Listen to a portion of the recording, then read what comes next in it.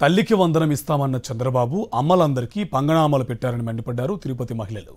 జగన్మోహన్ రెడ్డి హయాంలో టంచన్గా అమ్మఒడి వేసి తల్లులను ఆదుకున్నారన్నారు. నాణ్యమైన విద్య అందించడంతో ప్రైవేటు స్కూల్ నుంచి తమ పిల్లలను సర్కార్ స్కూళ్లకు పంపించామన్నారు. ఇచ్చిన హామీలు నెరవేర్చని చంద్రబాబు వెంటనే సీఎం పదవికి రాజీనామా చేయాలని డిమాండ్ చేశారు. మీరందరూ అక్కల చెల్లెళ్ళందరూ ఆడపడుచులందరూ నాకు ఓటేయండి అమ్మా, మీకు తల్లి వందనం కింద అమౌంట్ వేస్తాను, మీ పిల్లల్ని బాగా చదివించుకున్నాను.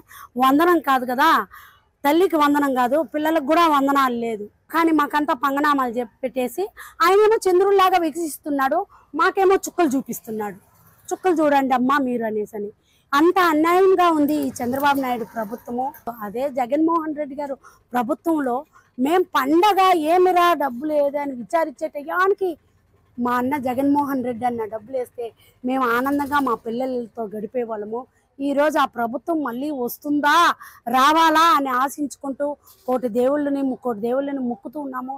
జగన్మోహన్ రెడ్డి లాంటి నాయకుడే ఈ ప్రపంచానికి, ఈ ఆంధ్ర రాష్ట్రానికి, ఈ ఆడపడుచులకి, ఈ అక్క చెల్లెలకి, ఈ అవ్వాతాతలకి అలాంటి నాయకుడు, అలాంటి మనవడు, అలాంటి అన్నదమ్ముడే రావాలని కోరుకుంటున్నాము. ఇలాంటి దరిద్రము ప్రభుత్వమే రాకూడదని అనుకుంటున్నాం.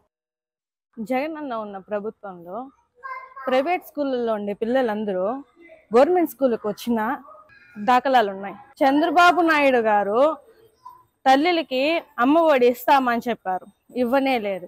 తల్లిదండ్రులు అనుకున్నారు చంద్రబాబు నాయుడు వచ్చినాక ఏం చదువు చెప్పిస్తాడులే, మనకెందుకులే ఈ చదువు, ఈ పాలన ఎందుకులే అని చెప్పేసి వాళ్ళు ఆ బడిలో నుంచి తీసుకోబోయి ప్రైవేట్ బళ్ళలోకి వేశారు.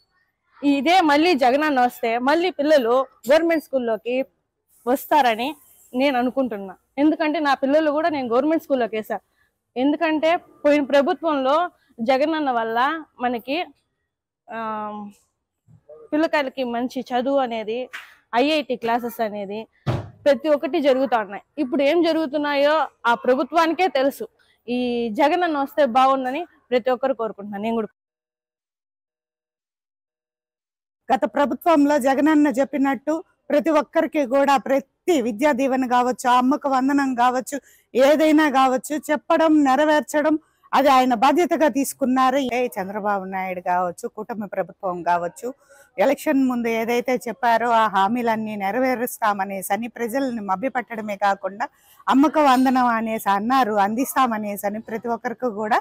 కానీ ఇప్పటి వరకు ఆ అమ్మకు వందనం కాదు, కానీ దానికి ఇంధనం ఇచ్చి అనుకున్న దానికంటే మద్యం షాపులు అనేక రకాలుగా ఎక్కువ శాతం ఇచ్చేసి తల్లిదండ్రులని ఇబ్బంది పెట్టి వాళ్ళ ఫ్యామిలీలు ఇబ్బంది పడి పిల్లలు చదువుకునే పరిస్థితిలోనే లేని పరిస్థితి ఈరోజు రాష్ట్రంలో ఉన్న దౌర్భాగ్యం. ఈ పిల్లలంతా కూడా ఇలా మళ్ళీ పనులకు వెళ్ళడము, చెడు వ్యసనాలకు అలవాటు పడడము, ఇలాంటిదంతా కూడా రాష్ట్రం చేసుకున్న దౌర్భాగ్యం. ఇలా ప్రజలను మభ్యపెట్టి ఈయన ముఖ్యమంత్రిగా ఉండడం కంటే ఈ పదవిని వదులుకునేసి ప్రజలకి న్యాయం చేసే పద్ధతిలో నడుచుకోవాలనేసి కూడా మేము కోరుకుంటున్నాం.